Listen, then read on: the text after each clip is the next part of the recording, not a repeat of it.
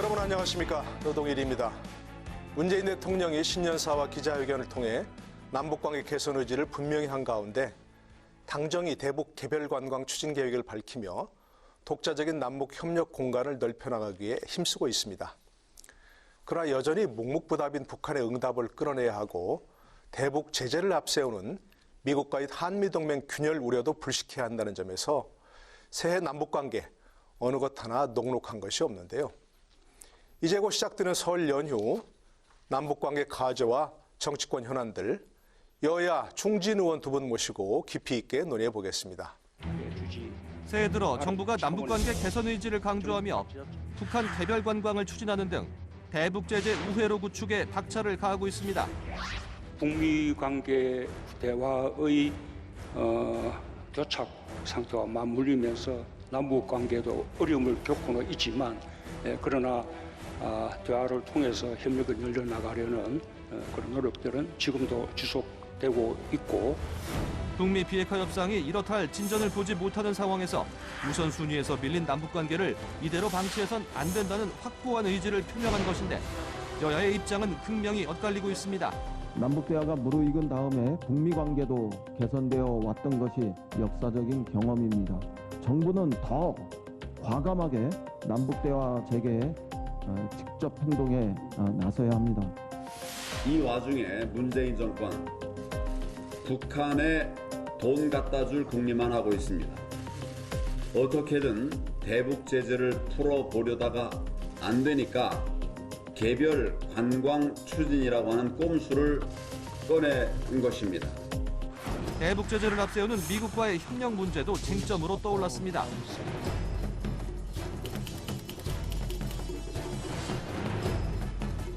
해리스 대사의 남북 협력에 대한 견제성 발언에 당정이 부적절한 발언이라고 일제히 비판에 나선 가운데 한미 간 불협화음을 우려하는 목소리도 제기됩니다. 남북관계의 경색 국면이 장기화되고 있는 상황에서 과연 북한이 우리 정부의 협력 구상에 응할지는 미지수입니다. 설 연휴를 앞둔 정치권은 민심 잡기 총력에 나선 가운데 새해 남북관계와 정치권 현안을 진단합니다. 오늘 토론을 위해 여야 중진 의원 두 분 자리하셨습니다. 더불어민주당 5호선 이종걸 의원이십니다. 네, 안녕하십니까. 예. 자유한국당 역시 5호선의 원유철 의원 함께하십니다. 네, 안녕하세요. 예, 반갑습니다. 새해 복 많이 받으십시오. 예, 두 분 뭐 5호선에 또 공통점이 많으십니다. 경기도를 지역구로 하고 계시고 그렇죠. 네, 또 원내대표 함께하셨죠? 네. 네, 오늘 아주 두 분 중진 의원 모시고 깊이 있는 토론 기대해 보겠습니다. 먼저 정부의 대북 전략에 대한 평가 좀 해보도록 하죠. 다 아시겠습니다. 문재인 대통령이 신년사 기자회견 남북관계 개선 의지를 강하게 표명했습니다. 또 대북 제재 저촉되지 않는 독자 노선에 시동을 걸겠다 이런 입장인데요. 이와 같은 올해 정부의 대북 전략 기본적인 평가 간단히 먼저 들어보도록 하죠. 우리 이 의원께서 먼저. 예, 문재인 대통령이 추진하고 있는 한반도 평화와 번영 그 대전략은 그건 우리 민족의 입장에서는 선택이 아닌 유일한 길입니다. 네. 지금 남북이 이렇게 막혀 있는 듯한 상태는 우리를 어떻게든지 이 냉전 체제로부터 극복하고 분단 시대를 종식시켜야 되는 새로운 세계사를 만들어야 된다라고 하는 어떤 욕구 그것들을 만들게 합니다. 네네. 지금 이제 아무튼 총선 전까지는 현재 기조를 유지할 수밖에 없겠습니다. 네. 그러나 신년구상에서 말씀드린 것처럼 개별 관광이라고 하는 출구라도 이번 그 상황을 풀어나가는 데 있어서 주요한 도구로 쓸 수밖에 없다라고 하는 그런 절박한 것들을 말씀드릴 수밖에 없습니다. 알겠습니다. 네. 정부 대북 전략 기본적 평가 어떻게 보시는지 원유철 의원. 네. 저는 문재인 대통령의 신년사를 보면서 참 그렇게 됐으면 좋겠는데. 네네. 우리가 북한도 관광을 자유롭게 하고 도로와 철도를 이용해서 북한도 가고 넘어서 러시아, 중국도 갔으면 좋겠는데요. 네, 그렇죠. 현실적으로는 그것이 어렵습니다. 네. 네, 그것이 매우 어려운 상황입니다. 그 이유는 이제 한반도의 그 평화와 번영을 해치는 암덩어리라고 할 수 있는 이 북핵 문제가 해결되지 않고서는 다른 모든 것이 추진되지 못하는 것이 엄연한 현실입니다. 북핵 문제. 예. 네네. 국제사회가 지금 북한을 제재하고 있지 않습니까? 네. 이 제재 국면에 있어서 북한의 비핵화라는 선행 조건이 없으면 지금 우리가 정부가 추진하려고 하는 이러한 모든 그 장밋빛 그림들이 네. 환상에 불과하다. 그래서 그런 안타까움을 갖고 있고요. 저는 우리 그 정부가 지금 해야 될 일은 북한을 좀 집중적으로 설득을 해서 네. 북한의 비핵화 핵을 좀 내려놓을 수 있는 방향으로 우리가 끈기 있게 노력하는 것이 우선이다라는 생각을 가지고 있습니다. 네, 뭐 비핵화가 안 되면 아무것도 안 된다 이런 말씀이신 현재는 거겠죠? 그렇습니다. 예. 예. 아까 잠깐 언급하셨습니다만 이제 북한 개별 관광 네. 예, 정부가 추진하겠다고 하고 있습니다. 이게 뭐 개별 관광 대북 제재에 해당되지도 않고 그다음에 세컨더리 보이콧에 해당되지 않는다 이런 얘기인데 네. 또 일본 이제 외국에서는 하고 있지 않습니까? 중국 그렇습니다. 뭐 이런 네. 서구 국가들 하고 있다고 하는데. 항상 이제 이렇게 막혀 있을 때에는 비정치적인 분야에서 정치적 분야로 발전시키는 것이 여러 가지 문제를 풀어나가는 데 있어 도움이 된다고 생각합니다. 네, 네. 지금 이제 현재 금강산 관광은 북한이 우선 현대 아산이 설치한 구조물들을 일단 철거하겠다고 했지 않습니까? 네, 그리고 북한이 계속 실제 통보를 일부 했죠. 뭐 했다는 얘기도 있습니다만 그것은 상징적인 조치였고 네.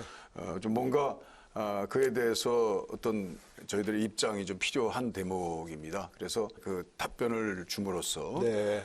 금강산 관광이라는 것들이 우리 남북 문제에 있어서 그래도 화해와 협력을 풀어나가는 데 있어서 네. 좋은 그 계기가 될 수 있다라고 하는 네. 점들을 좀 말씀드릴 수 있고요. 계기가 될 수는 있는데 대북 제재에 위반되지 않을까요? 어떻게 보십니까? 그런 예, 부분? 그러니까 지금 대북 제재에 우리는 유엔이 제재를 결의한 이후에 그것을 적극적으로 동참하고 있고, 네. 우리도 한 번도 거기에 어기겠다고 얘기한 적이 없습니다. 그렇습니다. 네. 그러나 개별 관광은 그 제재에 들어가느냐 안 들어가냐라고 하는 어떤 수단을 우리가 선택할 수 있는, 해석할 수 있는 어떤 권한을 가지고 있다라고 본다면 네네. 저는 적극적으로 그 제재는 해당되지 않는다라고 개별 하는 우리 관광은? 해석을 통해서 예. 이번 문재인 대통령께서 네. 적극적인 개별 관광을 제안함으로써 네. 북한의 어떤 태도를 이끌어내고 북한이 거기에 대해서 변화를 이끌어낼 수 새로운 있다. 네. 미래에 대한 좀 태도를 바꿀 수 있는 어떤 계기를 마련한다는 데서 아주 좋은 그런 태제가 됐다. 이렇게 알겠습니다. 예. 같은 질문입니다. 이 개별 관광은 아까 말씀하신 대로 참 네네. 좋은 일인데 얼마나 좋겠냐 이상적으로 그런데 혹시 유엔이 대북 제재하는 틀 안에서 움직여야 되는데 네. 어떻게 해당되지 않는다고 괜찮다고 보십니까? 네. 어떻게 보십니까? 북한의 개별 관광은 그 기존 협력 업체를 통한 네. 그 단체 관광이 아니고요. 그 비영리 단체 네. 또는 제3국의 여행사를 통해서 북한이 승인한 상태에서만 관광이 허용되는 거거든요. 그렇다고 그러죠. 예. 예. 그런 형식으로 가는데 그렇다면 두 가지가 전제 조건이 있습니다. 네. 첫 번째는 세컨더리 보이콧 관광을 가게 되면 현금을 갖고 그렇죠. 현금을 갖고 가야 되지 않습니까? 지금 국제사회가 북한의 핵 폐기를 위해서 비핵화를 위해서 제재하는 것이 이제 현금에 대한 대량 유입 방지입니다. 네. 과연 이것에 관련돼서 자유로울까? 유엔에서 이걸 허용할까라는 선결 문제 네. 하나 남아 있고요. 대북 제재 저촉될 수도 있다 그런 그렇습니다. 말씀이죠. 예. 현금을 내야 되니까. 그렇습니다. 네. 예. 그렇기 때문에 많은 전문가들은 이 개별 관광이 결국 대량의 현금 유입이 될 수 있는 세컨더리 보이콧, 네. 또 유엔을 비롯한 국제사회 제재에 저촉될 수가 있다. 네, 네. 라서 이제 난색을 지금 표명하고 있는 상황이고요. 네. 두 번째는 북한이 또 호응을 해야 되는데 그 김계관이라는 외상 외무성 고문이 뭐라냐면 그 신년사에 대해서 허망한 꿈을 꾸지 마라 이렇게 또 답변을 해요. 그러니까 실질적으로 이 개별 관광이 허용되려면 국제사회의 협조 네. 그리고 북한의 협조가 선행돼야 되지만 그렇죠, 당연히. 그 북한의 개별 관광이 현실화될 수 있는데 이런 것들이 모두 현실화될 수 없는 상황이에요. 현실이 어렵다. 미국을 비롯한 네. 국제사회도 부정적이고 네. 또 당사자인 북한도 부정적이고 그래서 네. 저는 오히려 이런 걸 제안을 지금 하고 있습니다. 준비하고 있는 게 뭐냐면 네. 제가 원의원께서 독자적으로 결의안을 좀 하나 내려고 준비하고 결의안을, 있는데 네. 지금 이산 가족이 얼마나 많은 그 고통을 겪고 있어요. 네. 그래서 설이나 추석 같은 명절날은 특별 기간을 좀 둬서 네. 이때는 남북한이 좀 자유롭게 왕래할 수 있는 네. 그런 것으로 우리가 조치를 하자. 그거는 인도적인 차원에서도 네. 국제사회에서도 반대할 이유가 없고 또 남북한이 의지만 갖고 이걸 현실화시킬 수 있으면 한 일주일이면 일주일 정도 특별기간 정해서 네, 네, 네. 남북한 왕래가 자유로운 그 시기를 줘서 가서 성묘도 지나고 그건 이상 가서 더 또 만나고. 파격적인가? 그러니까 지금 얘기하는 것보다. 아니 그러니까 인도적인 차원의 네, 거죠. 네, 네, 오히려 인도적인 차원의 교류, 남북 교류는 그는 국제사회에서도 용인이 네. 되고 굉장히 앞으로 여러 가지 남북 관계를 풀어가는 데 도움이 된다고 보기 때문에 네, 네, 네. 그래서 제가 그걸 이제 결의안을 지금 그렇습니까? 제출하려고 준비하고 있습니다. 네, 네, 네. 이 대표님도 동의해 주십시오. 네, 이산가족 그것도 좋은 방법이라고 생각합니다. 네. 그것도 지금 교류 협력을 위해서 할 수 있는 모든 조치를 다 하면 좋겠습니다. 그것도 협조해서 하면 좋겠는데 네, 네. 개별 관광이 무슨 돈을 갖다가 퍼주는 것도 아니고 네. 그 관광 소재라고 하는 것들을 보면서 서로 대가적 관계를 형성하는 네. 거거든요. 거기서도 어떤 투자를 하고 또 어떤 어떤 비용을 지출할 수 있는 어떤 기반이 있는 상태에서 네. 우리가 가서 그에 대한 대가를 지불하는 것이기 뭐 때문에 숙식비 지불하는 그렇습니다. 거니까. 그렇기 네. 때문에 그것은 뭐 세컨더리 보이콧에 해당이 되지 않을 것이라고 보고 있고요. 대량 현금은 아니다, 그래서 그래서. 대북 제재에 대해서요. 유엔 제재를 우선 기초로 해가지고 일어나고 있습니다만 미국이 이걸 주도하고 있다라고 뭐 생각하시겠지만요. 네. 유럽 또 호주 이런 나라들이 더 강력하게 유엔 제재안을 더 강력하게 지지하고 그렇죠. 있고 그것을 UN 첫째 제재니까. 하고 있습니다. 네. 예, 하고 있습니다. 그런데 다른 유럽이나 호주에서 다 개별 관광을 하고 있거든요. 네, 네, 네. 그리고 또 더 중요한 것은 네. 지난번에 저는 물론 이제 상징적인 언사라고 얘기를 들었습니다만 그러나 어떻게 보면 현대아산이 금강산 관광을 위해서 거기다 상당히 많은 투자를 했고 그랬죠. 그것도 이제 상황이 풀리면 그걸 언제든지 재개할 수 있는 준비를 하고 있는데 네. 지난번에 북한의 그 발언은 어떻게 보면 그동안에 있었던 협약을 무효화하는 정도의 조치에 이를 수 있는 것이거든요. 그러니까요. 저희로서는 그것을 그냥 놔둘 수는 없는 것입니다. 그래서 이제 이번에 개별 관광이 제한이 되고 네. 사실 뭐 서로 양해를 하고 난 다음에 발표한 건 아닙니다만 네. 그러나 어느 정도 귀뜸을 주고 이에 대한 이제 수용을 기다리고 있는 것이었고요. 네. 그리고 북한에서의 반응도 포괄적인 문재인 대통령의 신년사에 대한 네. 말씀이었지 대북 개별 관광에 대해서는 노다 이런 얘기 한 적이 없지 않습니까? 그럼 북한도 호응할 거라고 보시는 겁니까? 저는 정당한 어떤 절차를 밟아서 네. 그것들이 또 어떤 대화할 수 있는 물꼬가 열리고 네. 또 명분도 갖고 이러면서 어느 정도 논의 끝에 개별 관광이 가능해지지 않겠나 싶습니다. 그리고 그렇게 또 아까 보십니까? 말씀드린 것처럼 네네. 현대아산이 해오는 협약 무효화에 이르게 될 수도 있는 그런 여러 문제들을 네. 이 개별 관광이 이제 협상이 이루어지면서 서로 논의가 이루어지면서 이제 그것은 하나의 이제 상징적인 선포에 불과했다라고 하는 것들이 이제 국민들한테 알려지면서 네, 남북 네. 문제가 상당히 중요한 국면을 맞이할 수도 네. 있겠다. 이런 생각을 하고 전망은 있습니다. 어떻게 보십니까, 원님께서는? 그 남북 간의 자유로운 그 교류, 인적 교류, 물적 교류가 돼야 되겠죠. 예, 그것은 뭐 우리 자유한국당이나 네. 뭐 저 개인적으로나 아주 바람직한 방향을 보는데 근본적인 이 남북 관계에 있어서 풀어져야 될 가장 큰 장애물은 핵 문제입니다. 북한의 비핵화 문제. 네. 핵 문제가 해결되지 않고서는 모든 것이 사상누각에 불과합니다. 네. 그래서 우리 정부에서는 지금 한미가 같이 워킹 그룹을 만들었어요. 네. 워킹 그룹을 만들어서 통일부가 참여하고 외교부가 참여해서 사전에 한미 간의 이 워킹 그룹을 통해서 남북 현안에 관련돼서 가능한 여러 가지 협력 사업들 그런 것들을 먼저 같이 검토해서 추진하고 있는 거 아니겠습니까? 네. 그 유엔 안보리 제재에 그것이 저촉되는지 안 되는지 서로 확인해서. 근데 지금 이 개별 관광도 미 대사가 해리스 대사가 네. 이 문제도 조금 언급했잖아요. 워킹 네, 그룹 네, 네. 문제도 얘기했지 않습니까? 네. 그러니까 한미 간의 문제뿐만 아니라 국제사회의 제재 속에서 이 북한의 비핵화 문제, 남북 간의 교류 문제를 복합적으로 풀어가야 되는데 네. 우리와 미국의 의지가 있다고 해서 협조감만 있다고 해서 되지가 않지 않습니까? 그 북한 핵 문제가 해결될 때까지는 다 우리가 제재하자 해놓고 우리가 먼저 풀고 미국이 먼저 풀어가면 네. 지금 우리 이종호 대표님 말씀하신 대로 그 뭐 호주나 유럽에서는 앞으로 유엔 안보리에서 북한에 대한 핵 문제를 제재할 때 협조하겠습니까? 네. 그러니까 일의 순서에 있어서 북한이 핵을 먼저 내려놓는 네. 그런 확고한 로드맵 제시 이것이 장기적으로 네.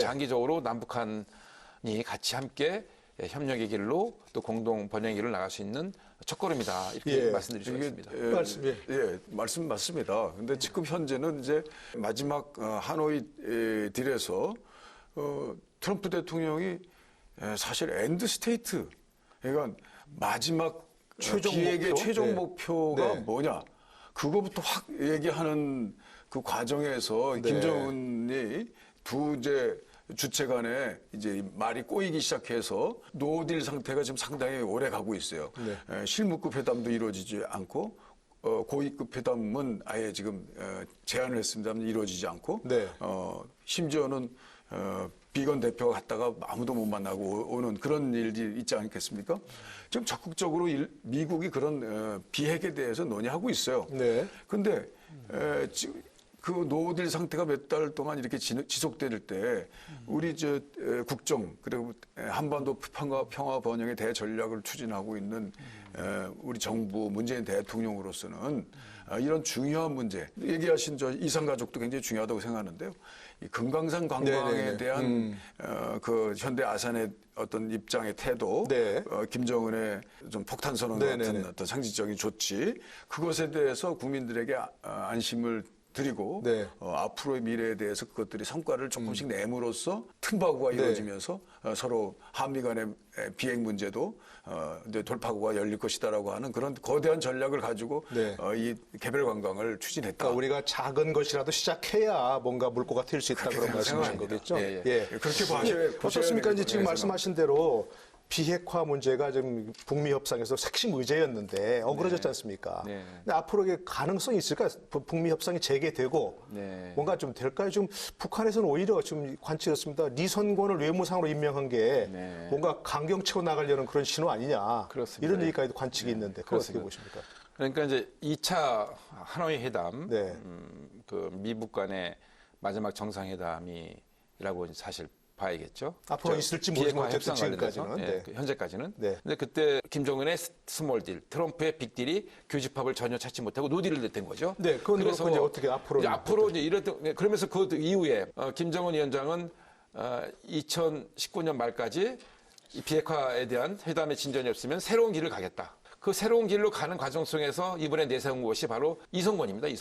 이성권이라는 사람을 의무상으로 앉혔는데 이 이성권은 이제 그동안 그 대미 협상 창구였고 그 북미 회담 내 협상 창구였던 이용호를 교체하고 이제 이성권을 앉혔단 말입니다. 이성권은 이제 김영철 라인이에요. 통일선전부의 김영철 라인인데 굉장히 대남 강경파거든요. 그 대미 대남 강경파를 앉힌 거는 노동당 전원위에서 발표한 이제 새로운 길, 정면 돌파하겠다. 정면 돌파하겠다는 의지가 바로 이성권을 통해서 드러나는 거죠.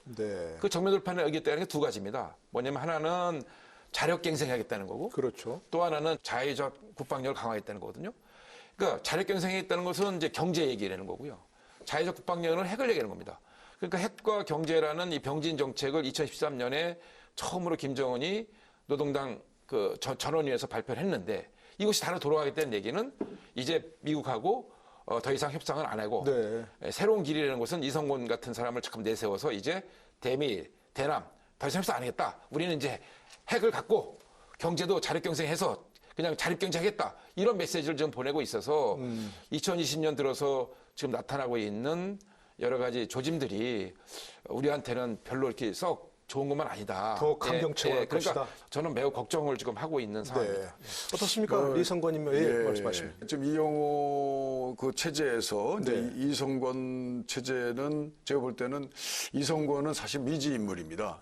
여태까지 대북 협상 라인에 있지 않았던 군부 출신이고요. 군부이고 통일전선에 관련된 이제 그 업무를 했던 분이고, 그래서 이번에 이제 보기에는 그동안 한 십수년간 대북 협상 라인에 있지 않았던 분이 이제 들어옴으로써 이제 협상 자체가 좀 이제 국면 전환을 일으켜 할 거 아니겠는가. 그러니까 어찌 보면 뭐 그 유연한 협상보다는 그러니까 어떤 큰 굵직굵직한 그 이슈 중심으로 해서 이루어질 수도 있겠다라고 하는 태도이고 네. 또 이제 말씀하신 대로 좀 우려의 목소리도 있긴 있습니다만 그러나 이런 상황에서 개별 관광이라고 하는 아주 어찌 보면 그 양적으로 볼 때도 상당한 그 남북 간의 큰 문을 활짝 열 수 있는 그런 국면 전환 카드로 우리 문재인 대통령 정부가 이것을 적극적으로 추진한다고 할 때 네. 북한이 그에 대해서 이제 어느 정도 반대도 안 하고 네, 네. 또 그렇다고 해서 완전히 찬성도 하지 않은 상태에 이제 초기 이제 국면이 진행되고 있으니까 이번에 그 이도훈 본부장이 미국 가서 얘기라든지 또 뭐 해리스 대사가 이에 대해서 어떤 발언한 거라든지 이런 것들을 서로 이제 남북 또는 북미 또 한미 간의 문제들을 서로 이제 이렇게 교류하면서 사실 남북 문제라는 것이 정말 이 75년간의 냉전 체제를 깨는 건데요. 네.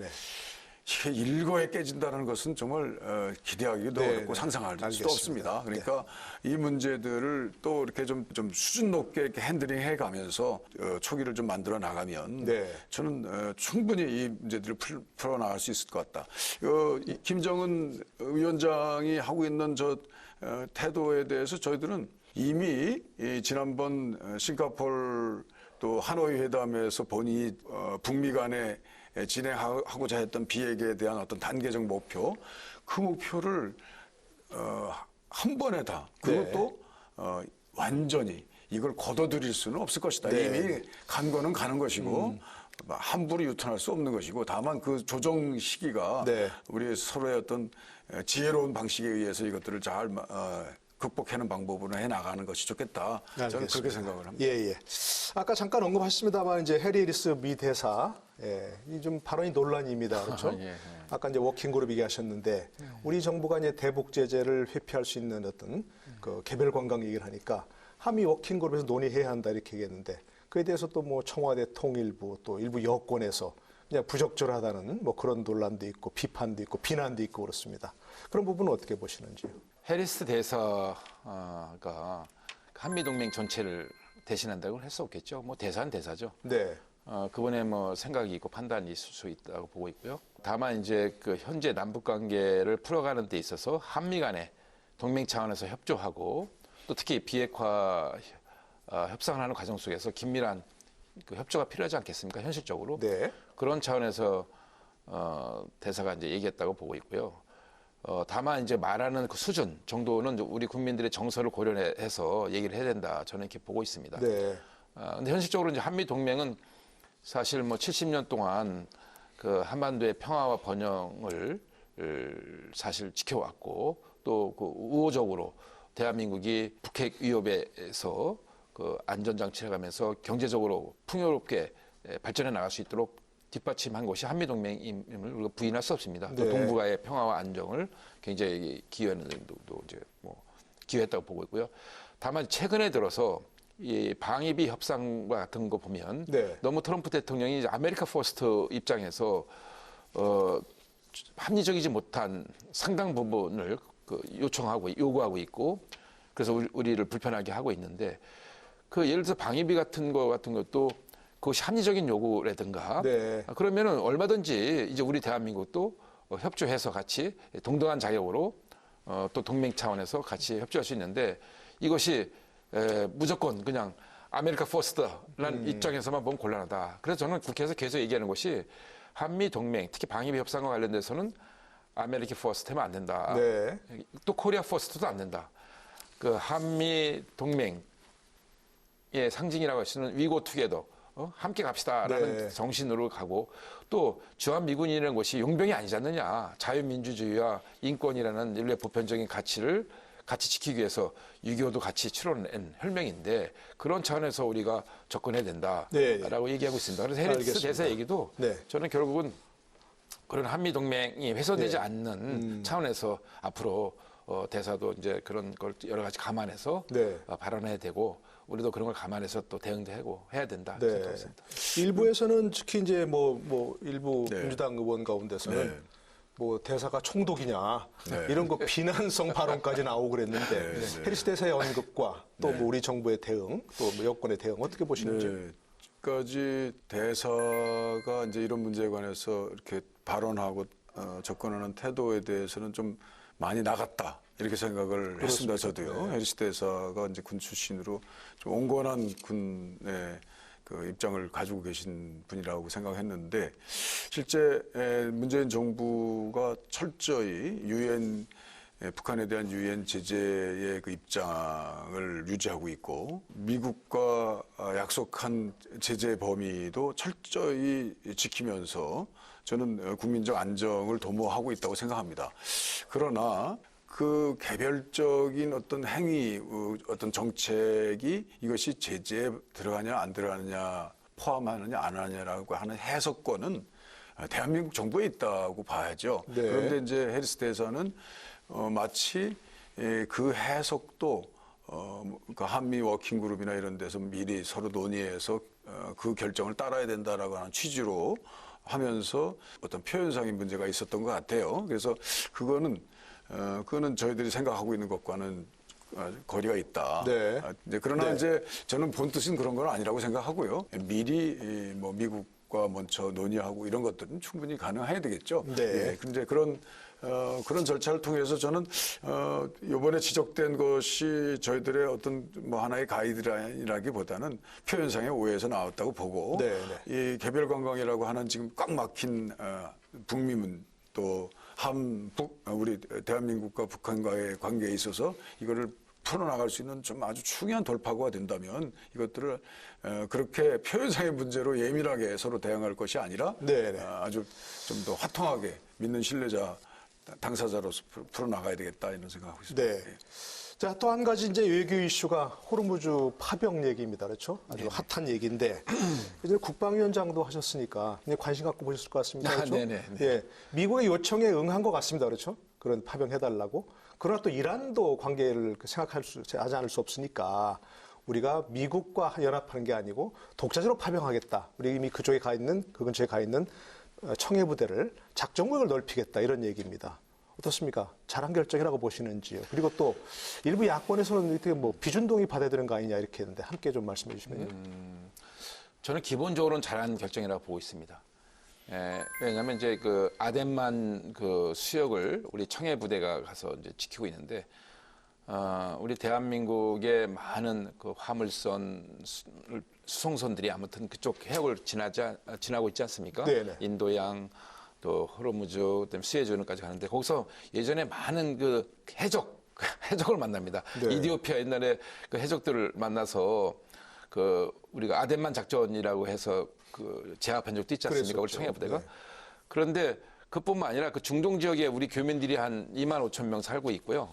또 호르무즈 해역은 우리 원유 수송선의 한 70% 차지하고 있기 때문에 또 그런 사례가 있어요. 예전에 리비아 사태 때도 가서 우리 국민들 난민 긴급 수송하는 적도 있었지 않습니까? 네네. 그러니까 새로 부대가 참여하는 것이 아니고 작전 구역을 넓힌다면 이제 국회의 동의에 대해서도 뭐 좀 탄력성 있게 해석할 수가 있습니다. 굳이 비준을 받아야 할 사안은 아니다. 그렇게 이제 그 탄력성을 보는. 다만 이 과정 속에서 제가 보니까 우리 당의 원내대표는 잘 몰랐더라고요.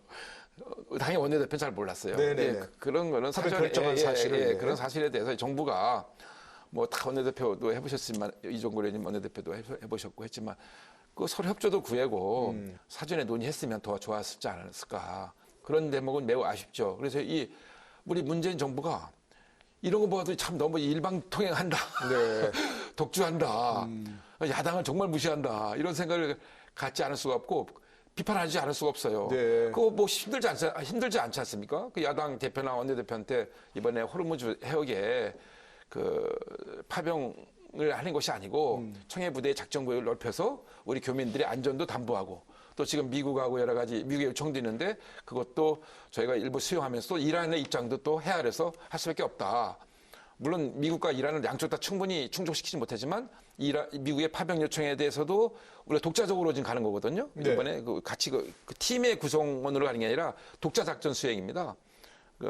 미국의 그 국제해양안보 구상이라는 게 있는데 거기에 포함되는 게 아니기 때문에 그것도 명분도 있고 또 이란한테도 할 말이 있죠. 우리가 미국의 한 팀이 돼서 가는 게 아니라 우리 국민들 안전, 또 우리의 그 수송선 확보, 뭐 이런 것들 위해서 가는 거다라고 했는데 이 과정 속에서 그냥 뭐 제1야당 대표나 원내대표한테 사전에 협의하고 청와대에서 했으면 얼마나 좋았을까 이런 네. 생각을 갖고 있습니다. 예. 아쉽습니다. 그런데 뭐.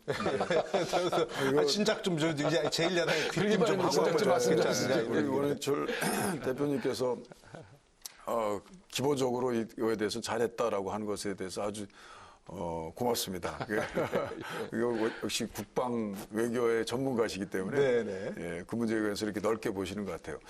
맞습니다. 근데 저도 그건 몰랐네요. 원내대표께 미리 그 결정 전후해서 말씀을 드리는 것이 좀 더 유연한 방법이었다고 생각을 하는데 네. 실제 그 아델만 청해부대의 전환 재배치랄까요? 전환 재배치. 이 방식으로 해서 사실상 독자 파병한 것은 아주 묘수였다. 네, 네. 너무 잘한 것이다. 이렇게 생각합니다. 예, 항상 우리 민주당 정부가 이런 문제에 관해서는 좀 너무 이렇게 좀 엄격하게 해가지고 네. 많은 이제 화를 불러일으키는데 정말 너무 신의 묘수를 잘 주셨다. 네. 아시다시피 이 국제해양안보구상은 이게 이제 미국이 구성한 것인데 여기에 이제 하나의 일원으로 들어가가지고 파병이 되면 실제 이제 우리가 중동을 선택할 것이냐 미국을 선택할 것이냐라고 하는 기로에 놓일 수도 있어요. 그러니까요. 네. 더더군다나 좀 이거는 지난번 트럼프 대통령이 직접 말이죠 방위비 분담에 관해서 무리한 이제 요구를 해오고 있지 않습니까? 아직 결정이 안 됐는데 그것과도 또 연계돼 있는 거라고도 볼 수 있습니다. 실제 넓게는 말이죠. 그래서 안보구상에 참여해서 같이 공동의 어떤 파병을 통해서 방위비의 절감의 노력이나 이런 것들도 함께 이루어지는 것이다라고 볼 수 있겠는데 네네. 그런데 그렇게 되면 이건 정말 그야말로 이거냐 저거냐라고 하는 아주 불리한 상황에 놓일 수 있을 수 있었던 거죠. 그런데 이제 이렇게 결정을 잘 한 것이고요. 저는 또 이란이 이번에 미사일 오발사를 통해서 한 400명 이상의 우크라이나 여객기가 이제 사고가 나면서 아주 궁지에 몰리게 됐던 거, 뭐 이런 것들은 진짜 어떻게 보면 미국이 무슨 테러군도 아니고 정규군의 어떤 고위 그 사령관을 어떤 그런 기습 공격에 의해서 이제 죽게 만들었다고 하는 그것은 어찌 보면 특히나 그 세계 사회 또는 특히 그 이란을 중심으로 한 그 중동 사회에서는 아주 공분을 불러일으킬 수 있는 거거든요. 그래서 네. 무슨 시아파니, 수니파니 그 중동 내에서도 보면 이제 자기 분열적인 여러 가지 그 그룹들이 형성이 돼 있어서 그것들을 잘 활용하고 있습니다만, 근데 이런 한꺼번에 이루어지는 그 공습에 의하면은 중동 전체가 또 이렇게 단결을 하거든요. 네네. 그래서 중동 대 미국이라는 구도로 딱 구성이 될 가능성도 있습니다. 앞으로 또 그게 진전이 이렇게 될 수도 있는 거 아니겠습니까? 네. 그럴 때 우리가 어느 하나를 선택함으로써 정말 화를 불러일으킬 수 있는 것이었거든요. 그런데 이번 그 호르무즈 전환 재배치 네. 이것은 저는 아주 정말 잘한 결정이다 이렇게 생각하고 있고요. 네. 다만 이 전환 재배치는 뭐 국회 동의가 필요 없다 이렇게 볼 수 있어요. 전략적 선택이고 교민 보호를 위한 어떤 이제 작전의 변경이고 이렇게 할 수 있으니까. 그런데 이것도 국민들 환기시키고 그리고 또 이를 통해서 우리가 파병이라는 것이 아주 난제다라고 하는 것을 미국에 알리는 그런 과제를 우리가 잘 이행해야 되는 측면에서도 네. 저는 국회에 논의를 해서 국회 동의는 아니더라도 사후 승인을 통해서 아무튼 국회 논의를 좀 하는 것도 네, 저는 나쁘지 않다. 사실 여당으로서는 이런 거 국회 논의 필요 없다 이렇게 얘기할 수 있을지 모르겠습니다만 저는 그런 생각은 아닙니다. 네네. 그래서 국민의 동의를 얻는 절차도 예. 마음적 동의를 얻는 절차 필요하다 이런 말씀이시고. 자, 정치권 얘기 좀 나눠보죠. 이제 곧 설 연휴입니다. 그렇죠? 뭐 설 민심 언제든지 중요하죠. 항상 설 지나고 나면 민심이 어떠냐 의원들께 여쭤보는데 이번은 더 중요할 것 같습니다. 총선이 이제 코앞에 다가오기 때문에. 어떻습니까? 이번 총선에서 이제 뭐 프레임 전쟁이랄까? 어떤 쪽에서는 이제 뭐 정권 심판론, 한쪽에서는 또 야당 심판론 이렇게 되고 있는데. 예, 아주 최근 여론조사가 네.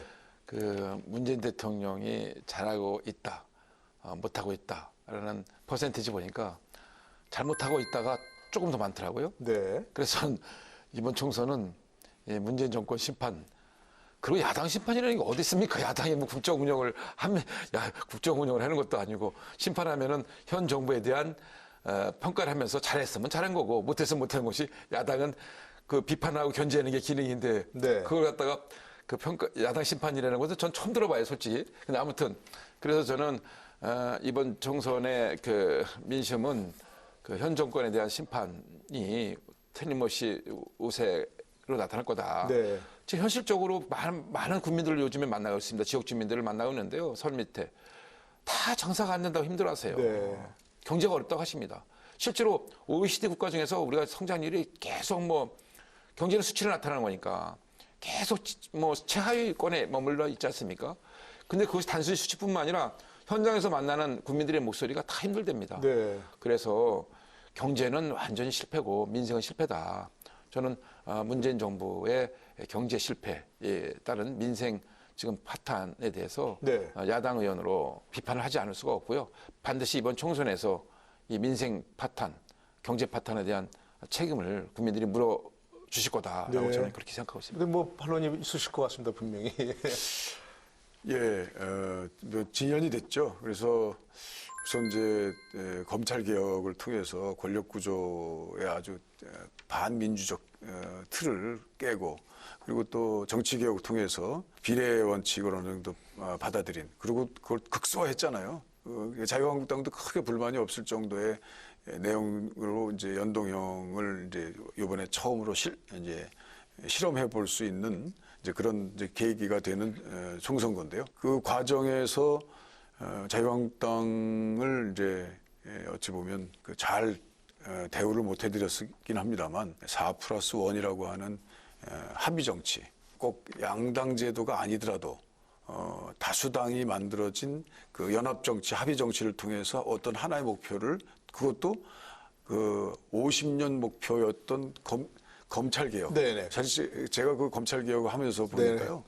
김대중 대통령 때부터 그것이 정말 가장 제1의 목표였더라고요. 근데 네. 추진하려고 하는 분이 검찰에 이미 회유되거나 검찰에 완전히 그 협박당해가지고 그 검찰 개혁 스스로가 이렇게 실종되는 정도의 네. 아주 어려운 과제였던 것 같아요. 그 우리나라 검찰이라는 게 그렇게까지 권력의 어떤 하나의 그 기둥이 돼서 어떤 그 사회의 어떤 반민주성, 권위성, 전근대성을 그대로 대표하는 것인지를 참 몰랐습니다. 근데 이번에 그거를 이제 완전히 합의 정치에 의해서 4당 플러스 1 네. 모든 그 여야가 같이 함께 해서 그것을 이뤘다는 거, 뭐 그것으로 네. 저는 하나의 이제 민주주의의 어떤 시작을 국민들한테 보여드렸다. 그런 개혁을 잘 했기 예. 때문에 국민들이 좋은 평가를 해주실 것이다. 상당한 총선에서. 그것에 대해서 국민적 안심, 그리고 특히나 이제 그것에 참여했던 다수의 국민들 지지자들이 이번에는 좀 지지자 중심으로 하는 여러 가지 그 정치적인 미래들이 좀 보여질 거 아니겠는가 이런 생각을 네. 하는데요. 뭐 이제 그런 지지자 정치만을 한다는 것은 아니고요. 다만 무슨 경제 문제라든지 이런 것들도 저는 그 과정에 그 노합에 사실 일본에 상당히 의존됐던 경제가 이번에 일본의 경제 전쟁 선포에도 불구하고 그것을 어찌 보면 승리로 이끌었다는 겁니다. 극복했다는 것이죠. 네. 그리고 이제 우리가 가지고 있는 고질적인 자영업의 문제는 실제 사실은 우리 그 자영업자들의 잘못은 아니고요. 그 자영업자들이 가지고 있는 그 구조적인 것들은 우리가 이제 신중년 정책에 의해서 실제 구조적인 문제부터 잘 해결해서 마치 한일 경제전에서 그 어려웠던 경제들을 우리가 승리로 극복하듯이 그것도 구조적인 문제를 해결함으로써 그 국민들에게 안심을 드리겠다라고 하는 것들을 저희들이 더 강력하게 하고요. 또 해결책을 제시하겠다. 그러나 이제 지금 경기가 안 좋은 거, 뭐 전 세계 지금 미국 빼놓고는 다 안 좋습니다. 미국 하나 빼놓고 그냥 워낙 경기가 안 좋은 그것이 이제 그 국민들에게 닥쳐 있기 때문에 그 점에 대해서도 저희들이 어떤 특수한 상황들을 좀 잘 극복할 수 있는 방안들을 마련함으로써 이번 총선 국면을 잘 회복할 수 있도록 알겠습니다. 기대해보고 말씀하시죠. 4+1 관련돼서 말씀 네. 좀 안 드릴 수가 없는 게 4년 전에도 우리 선거 20대 총선 앞두고 제가 우리 이정걸 대표님하고 그 당시 이제 대통령이신 문재인 대통령께서 당대표 하실 때, 그러니까 문재인 그 당시 당대표하고 저하고 우리 김무성 대표하고 넷이서 2+2 회담을 통해서 선거법상을 한 10여 차례 만나서 했습니다. 네. 4년 전에. 그때는 끊임없이 저희가 제1야당 대표이신 이정걸 대표님 또 문재인 대표님 그 당시 말씀 다 듣고 인내를 가지고 계속 토론을 했어요. 교섭단체의 대표끼리 만나서 얘기한 거죠. 사실 교섭단체가 중요한 것은 국회의장이 국회법에 따라서 운영할 수밖에 없는데 네. 그 국회법의 주체, 그 운영 주체는 교섭단체입니다. 그러니까 각 정당이 국민들에게 한 송이라도 더 달라고 호소하는 것이 다 교섭단체의 지위를 얻기 위한 거고 교섭단체의 대표가 각 당의 원내대표인데 하물며 의장이 직권상정을 하려고 해도 교섭단체 대표의 동의가 있어야 되거든요. 그 있으면 되는 요건 중에 하나입니다. 그런데 4+1이라는 것은 정말 이건 의회 민주주의에 정말 그 역행하는 이 민주를 거꾸로 후퇴시킨 아주 나쁜 국회 관례를 만들었다. 비판하지 않을 수가 없어요. 그 국회에 특별히 구성하는 이제 특위가 있는데 그것이 예결특위하고 정개특위입니다. 예결특위는 국민의 그 세금을 소중한 세금을 잘 심사해서 국가 살림에 반영하는 건데 그 4+1이라는 정치 야합체를 만들어서 사실 교섭단체를 무시했으니까 야합체 아닙니까? 그걸 만들어서 우리 제1야당인 한국당 완전히 무시하고 4+1을 만들어서 그걸 통해서 국회법에 정해진 절차에 의하지 않고 숫자로만 밀어붙여서 네. 예산도 그냥 520조 가까운 예산을 그냥 날치기 처리하고요. 또 선거법이 얼마나 중요합니까? 이 선거법은 이 정개특위를 통해서 하는 건데 이 정개특위는 보통 위원회 상임위나 특위는 국회 의석수 따라서 각 정당이 차지하는 의석수 따라서 그걸 반영해서 원구성을 할 때도 그렇고 의석 배분도 그렇게 합니다. 네네. 비율에 따라서. 근데 정개특위만큼은 여야가 동수를 합니다. 왜냐면 합의가 안 되면 하지 말라는 얘기거든요. 네네. 선거법이라는 것은 게임의 규칙을 정하고 게임의 룰을 정하는 건데 이거를 일방 처리한다는 거는 말이 안 되잖아요.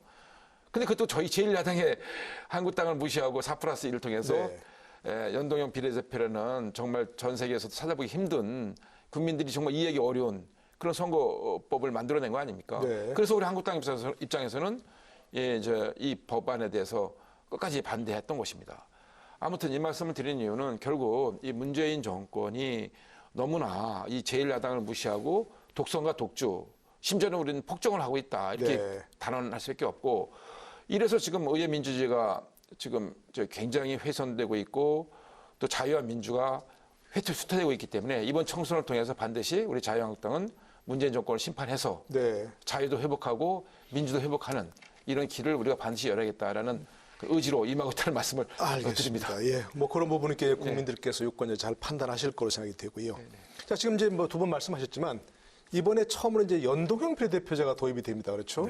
어떻게 결과가 나올지 아무도 예측할 수 없는 그런 부분인데 어쨌든 이제 비례한국당 이제 추진하다가 안 됐죠. 중앙선관위에서 구별이 안 된다 이런 거, 기존 정당과 구별이 안 된다 이런데 미래한국당 지금 확실히 추진 중입니까? 어떤 상황이 되어 있는지 그에 대해서는 어떻게 보시는지 그에 대해서는 미래한국당의 어떤 미래에 대해서는 그 저희는 그 연동형 비례제 자체가 위헌 요소가 많다. 1인 1표라는 헌법적인 그런 그 정신에 그 위헌 요소가 많이 있으니 처음부터 이걸 해서는 안 된다. 지금 선거 얼마나 쉬워요. 투표장에 가서 국민인 유권자들이 투표 두 장을 받습니다. 하나는 지역구 의원한테 찍고 하나는 자기가 지지하는 정당에 찍습니다. 그 지역구 의원 후보들에게 찍은 표 중에서 가장 많은 투표를 한 사람이 당선되는 거고 지역구 의원에. 그다음에 정당 자기가 지지하는 정당에 투표를 해서 가장 많은 이제 정당이 득표한 기호대로 의석을 배분하는 겁니다. 얼마나 국민들이 그 이해하기 쉽고 또 내가 찍은 표가 어디로 가는지 분명히 아는 아주 좋은 제도입니다. 이거를 지금 4+1이라는 협의체를 만들기 위해서 따지고 보면 연동형 비례제를 도입한 겁니다. 솔직히 말씀드리면 저희들 보기 때는 설명이 굉장히 어렵습니다. 그 단순히 연동형 비례제도 어려운데 50% 하고 또 캡을 세우고 이렇게 해서 국민들이 이게 도대체 내가 찍은 표가 어디로 가느냐. 또 아까 말씀드린 유연 요소도 있고요. 네. 그렇기 때문에 우리가 그렇게 반대했는데도 불구하고 4+1이라는 이 그 민주당과 그 위성정당이 정치 협의체를 만들어서 일방적으로 통과시킨 거 아니겠습니까? 제1야당을 빼고. 그 일종의 이제 꼼수라고 보는 거죠, 저희는. 그렇다면 꼼수에는 우리는 묘수로 대응해야 되겠다라는 네. 채에서 우리도 할 수 없이 비례대표를 얻을 수 있는 네. 그런 그 우호적인 정당을 우리가 한데 연대를 해서 할 수밖에 없다라는 절박한 심정. 그리고 이 문재인 정권의 폭정을 막아내기 위해서는 반드시 21대 총선에서는 야당이 과반수를 차지하겠다라는 절박한 마음으로 고민 끝에 네. 이렇게 지금 우리가 할 수밖에 없는 미래한국당으로? 미래한국당으로 네. 지금 하고 그럼 있는 거기에 중입니다. 어떤 뭐 의원들을 뭐 좀 보내시는 거예요? 어떻게 그거는 되는 좀 거예요? 구체적으로? 나중에 나중에 이 자리에서 됩니까? 구체적으로 말씀드릴 수는 없고요. 그렇습니까? 예, 그런 네. 차원에서 네.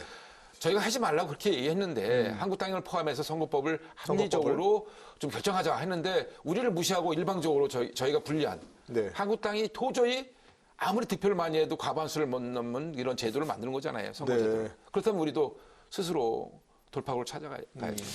네. 예. 네.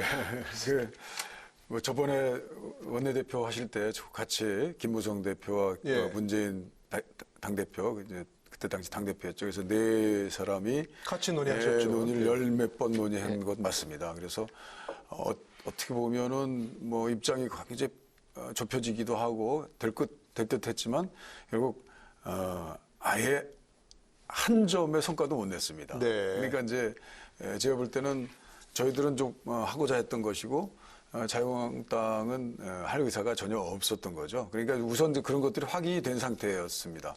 근데 이 연동형이라는 것이요. 어찌 보면 당으로 볼 때는 자유한국당이나 민주당 거대 두 당이 제일 손해를 많이 봅니다. 네. 그때 볼 때는 이번에는 민주당이 아마 사실상 제일 손해를 많이 볼 거라고 봐요. 그러니까 어찌 보면 민주당 스스로가 스스로 희생하면서 민주주의 원칙을 좀 더 구현하기 위한 더 성숙된 민주주의를 만들기 위한 이제 노력을 하는 것이죠. 우리가 손해 보면서도요. 그건 뭐냐면요. 우선 과반수 정당이 나오기 어렵습니다. 네. 예, 이게 여러 당으로 이제 다당이 될 가능성이 많아서 그러니까 이제 어찌 보면 우리가 양당 제도라는 것은 전쟁 시기라든지 또 아주 그 극악한 어떤 위기 시기에 아주 신속한 정치를 하기 위한 좀 더 효과적인 제도였을 수도 있습니다. 네. 물론 그렇지 않은 연방제 국가에서는 아닐 수도 있지만 말이죠.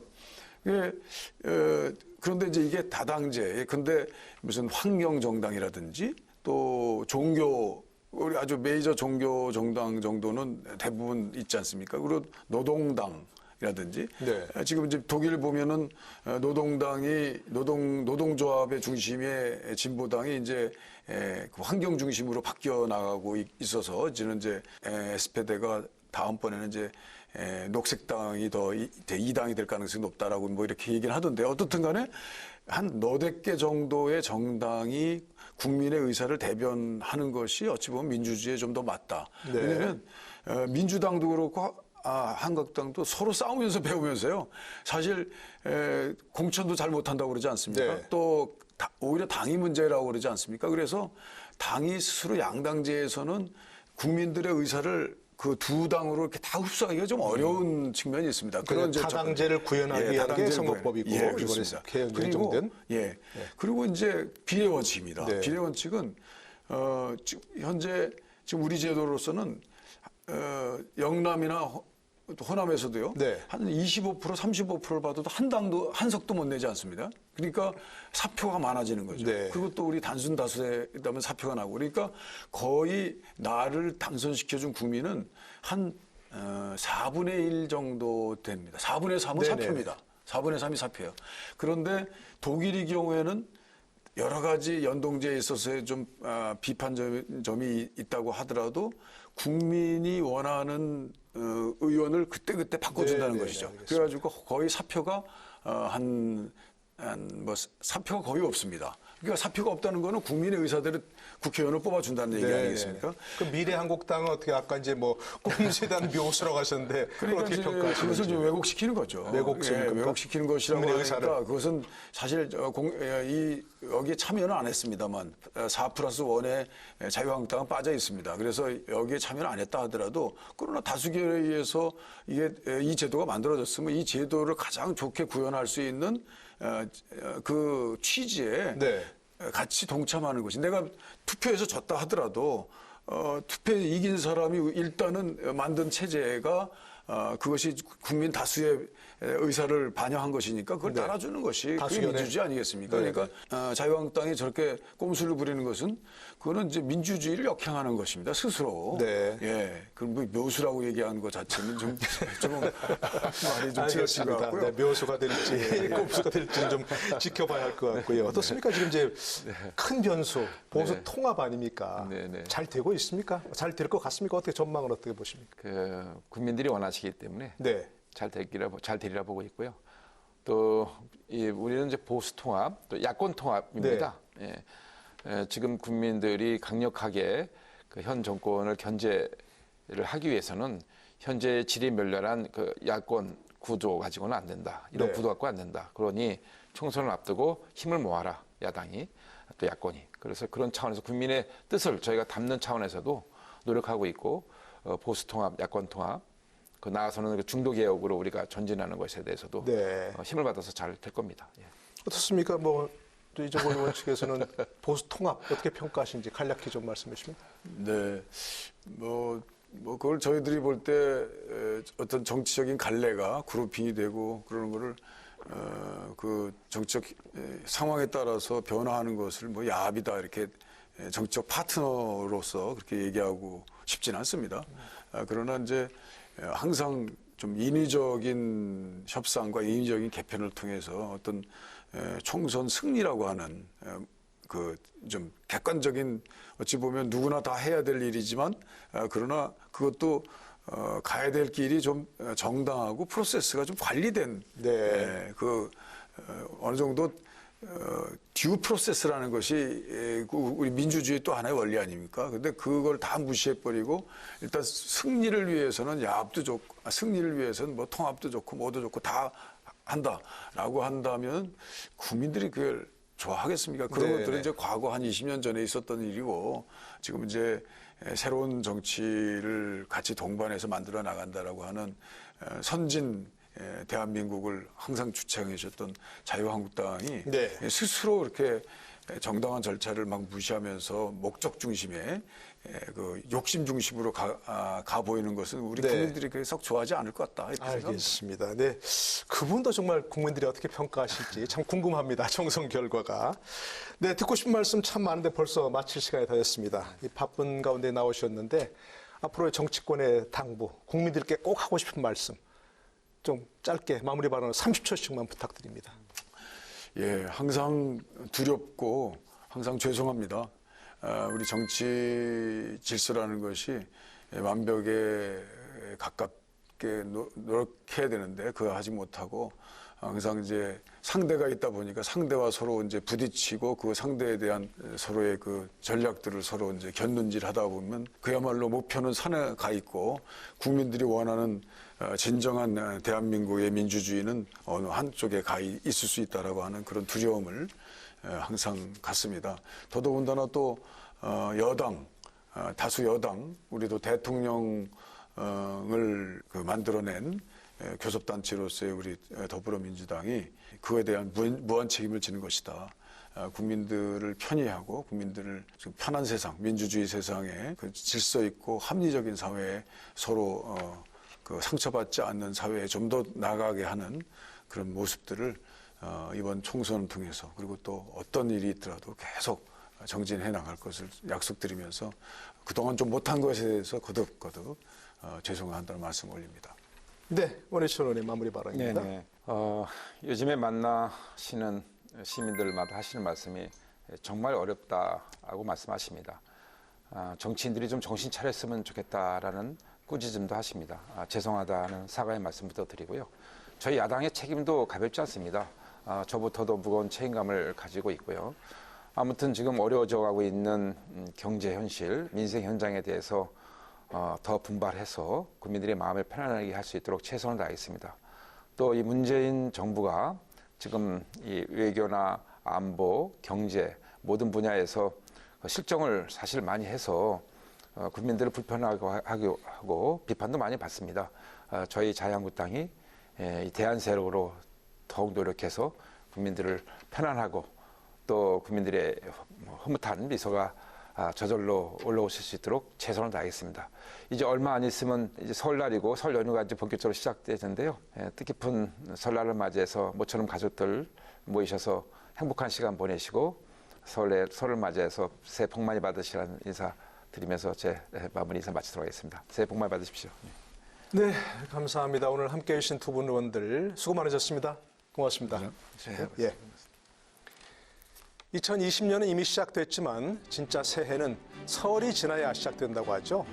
설과 함께 시작되는 새해, 남북관계 개선과 한미 공조를 다진 노력이 병행돼야 하겠고요. 또 설을 맞아 민심 잡기 총력전에 나선 여야, 민심을 꼼꼼히 잘 살펴서 총선 준비에 나서주시기를 바라면서 오늘 이슈 토론 여기서 마무리하겠습니다. 여러분 고맙습니다.